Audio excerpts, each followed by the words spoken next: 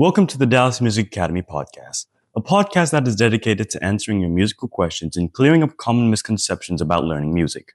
Whether you are a parent whose child is enrolled in music lessons, or maybe you're an adult who plays music as a form of self-care and stress relief, we are dedicated to making your music making an enjoyable process. As someone who is classically trained, how does that transfer over when you have to play pop music? And as somebody that regularly plays and teaches pop music, does any of that help you when you play classical music? Lastly, is playing classical music harder or is pop music harder?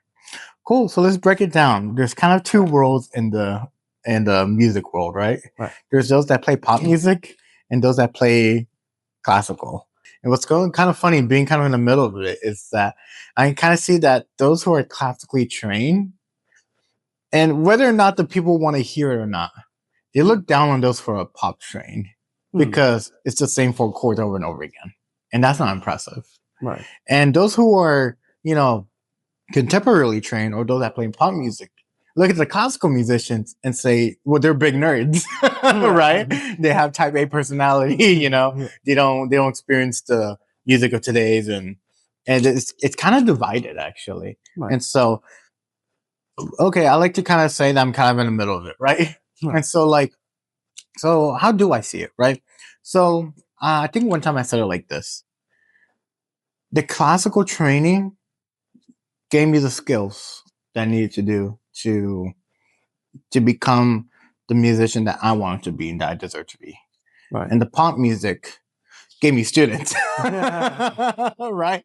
Put bread on the table, right? Because even I started playing for weddings, and people wanted Bruno Mars, people wanted 1,000 Years, and River Flows in You, and I remember thinking at the time that I can do more than that, but people don't ask for that. And I think something that a lot of people forget is even those who are the classical masters, let's say for example, Mozart, they were playing and writing music of their time. Right. And back then, even in those times, the waltz was big. Right. And it was so important and it was trendy if you knew how to do the waltz. And so what did the composers write? They wrote waltzes, right? And they were kind of stylized, maybe you wouldn't waltz to it, but that was trendy, And so Mozart wasn't, planning on or even Bach or Beethoven, they weren't planning on writing this math. In a way, yes, but they were just playing and listening to music that they enjoyed in their time. Right. And I think it would be right for us to say that, if maybe you are classically trained or you are going through some, beginner piano music and you're studying more like the sheet music and essentially classical training, right? Right. Doesn't mean you should hate pop music. And if you generally don't like it, no one's going to hate you for it. Right. Right. But I think everyone deserves to, play the music that you like to play. Right. Right. And so, going back to a couple of your questions, how has the classical training helped me in pop music? Well, it's helped me understand a deeper level of how chords work. Because I don't think of, and this kind of happens with those who are pop trained. Let's take, for example, the Beatles. Right. They didn't know how to read music when they started out. And even though they were great performers, they lacked a proficiency in it. And I don't mean a performance proficiency, but I mean a deeper understanding of how chords work. They just know that it's worked and don't question it. That's not a good way to experience music, right? Yeah.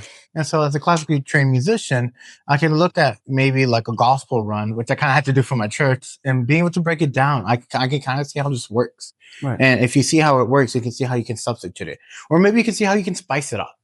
Because when it comes down to playing music, play the way you want to play it. Right. And I think that classical training helps me tremendously. Now, how has pop training helped me in the classical? Kind of what I've been saying.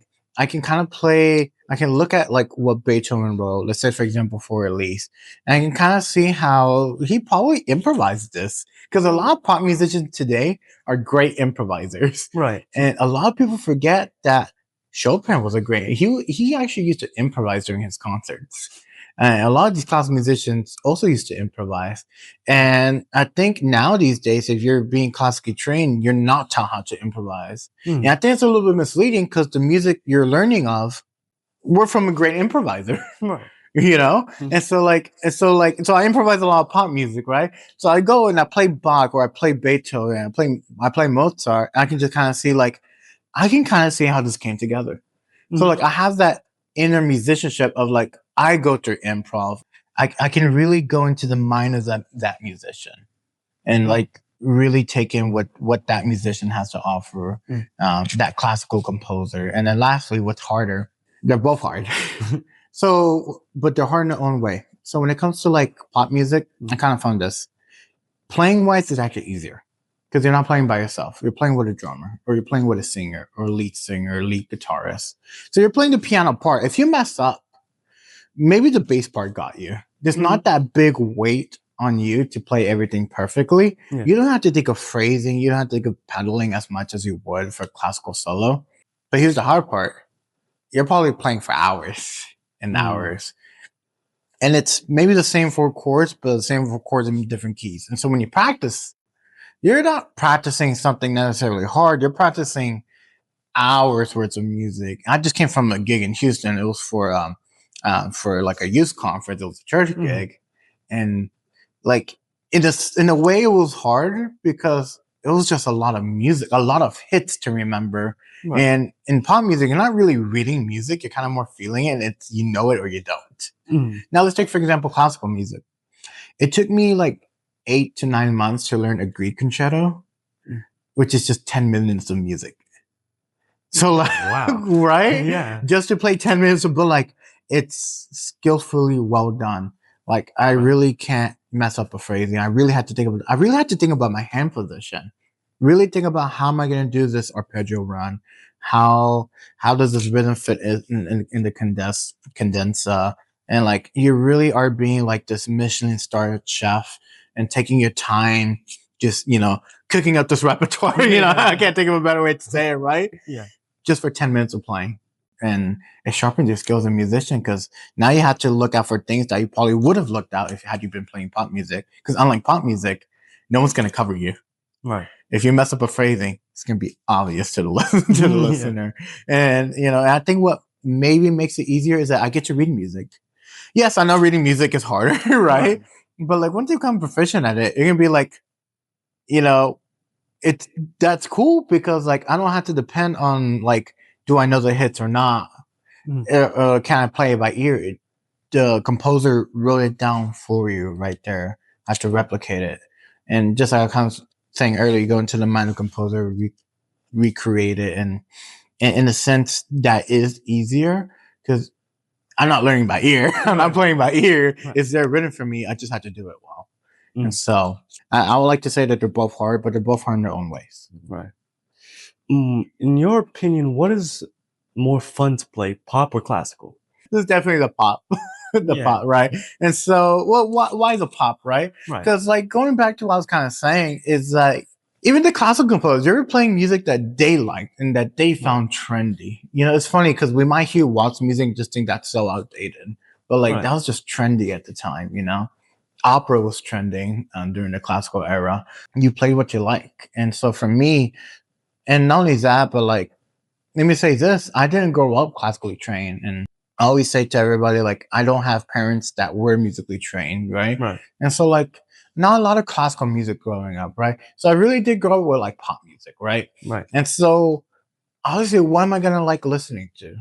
The pop music, right? Because like, yes, I didn't really choose what to listen to growing up, but like, this is what I listened to growing up. And even though I went to classical studies, I never really, not found pop music not enjoyable.